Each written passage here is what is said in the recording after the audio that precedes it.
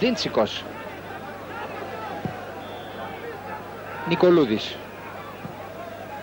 Η διαγώνια παλιά για τον Ράντονιτς, η κεφαλιά του Γιουγκοσλάβου, ο Μπέριος προς τιμήν θα αποκρούσει, πάλι ο Γιουγκοσλάβος με την προβολή.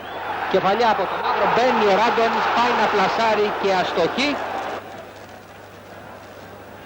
Σε επανάληψη η φάση, είδατε την κεφαλιά από τον μαύρο, την προσπάθεια από τον Ράντονιτς. 14ο λεπτό, η ΑΕΚ στην εκτέλεση του φάουλ με τον Τάκη Νικολούδη. Κεφαλιά του Ράντονιτς, η μπάλα θα βρει τα χέρια και το δοκάρι. Ξανά η φάση, έγινε η κεφαλιά, η απόκρουση από τον Κωνσταντίνου και είχε σημειωθεί σε θέση offside ο Ράντονιτς. Ο Τζιράκης θα διώξει μακριά και είναι ο μαύρος, τον βλέπουμε εδώ. Ράντονιτς, ο Λιβαθινός, η μπάλα στον... και τον γκολ από τον μαύρο από την πάσα λάθος, την παλιά λάθος του Λιβαθινού. Βλέπουμε εδώ τον μαύρο να πανηγυρίζει και έτσι έχουμε ΑΕΚ Παναθηναϊκός 1-0 στο 18ο λεπτό. Νικολούδης. Αρδίζογλου, χωρίς να δει που χτυπάει την μπάλα ο Αρδίζογλου, γίνονται κόντρες. Δοντάς εδώ με τον Μαυρίδη, βγαίνει ο Αρβανίτης γρήγορα, αποκρούει.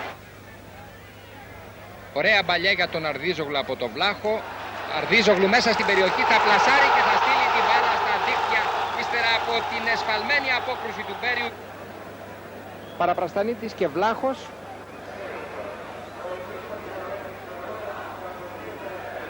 Για τον Μανολά. Παραπραστανίτης, θα γίνει το λάθος και είναι ο Δημόπουλος μέσα στην περιοχή, θα σουτάρει, θα αποκρούσει με το πόδι ο Αρβανίτης, κεφαλιά από τον Δημόπουλο και είναι το γκολ για τον Παναθηναϊκό.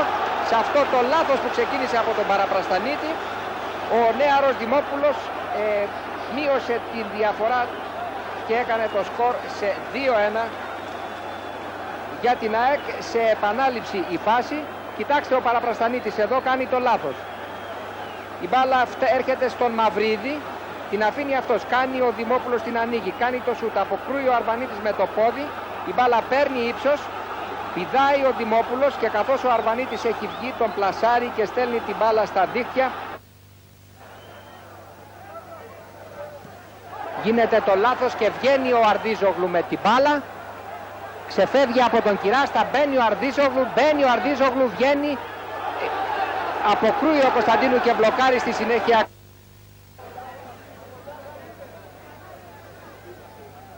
Εδώ ο Λαλίνκ σε μια άστοχη μεταβίβασή του, Μανολάς, Αρδίζογλου, Νικολούδης. Έχει κάνει πολλές κούρσες ο Αρδίζογλου στο ντέρμπι. Κάνει και την πλάγια σέντρα, είναι ο Ράντονιτς μέσα, σουτάρει, η μπάλα βρίσκει πάνω στο γόνατο του Κωνσταντίνου που έχει βγει. Πλάγιο με τον Αρδίζογλου, η σέντρα από τον Νικολούδη, η παλιά μέσα και ο μαύρος με γυριστή κεφαλιά, ανάποδη κεφαλιά, θα στείλει την μπάλα στα δίχτυα, αφού προηγουμένως η μπάλα είχε κάνει και δεν την είχε βρει ο Κώτης. Ο μαύρος γυρισμένος με τα νότα προς την εστία του Κωνσταντίνου έπιασε κεφαλιά με το πίσω μέρος. Ξανά η φάση, η σέντρα από τον Νικολούδη.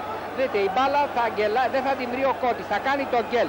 Θα φύγει από τον Κωνσταντίνου, θα έρθει ο μαύρος εδώ με τον Μπέριο και κοιτάξτε, ο μαύρος παρότι είναι γυρισμένος την βρίσκει με το πίσω μέρος και τη στέλνει στα δίχτυα του Κωνσταντίνου για να κάνει έτσι το ΑΕΚ Παναθηναϊκός 3-1, 3 λεπτά πριν από το τέλος του τέρμπι.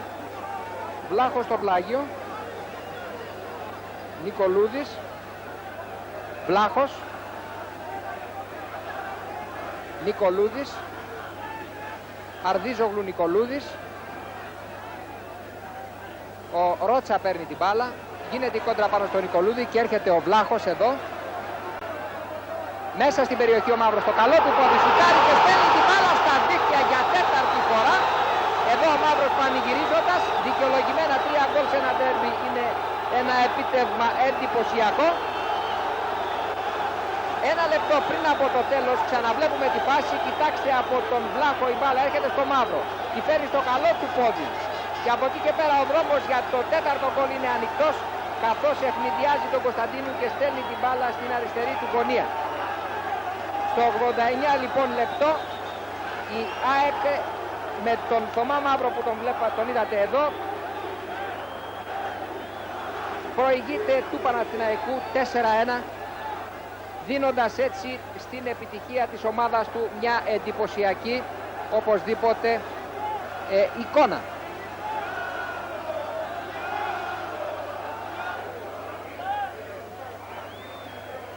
Ο Δημόπουλος, ο Κώτης θα διώξει ο Λέτσας μακριά. Τελευταίες φάσεις του ντέρμπι.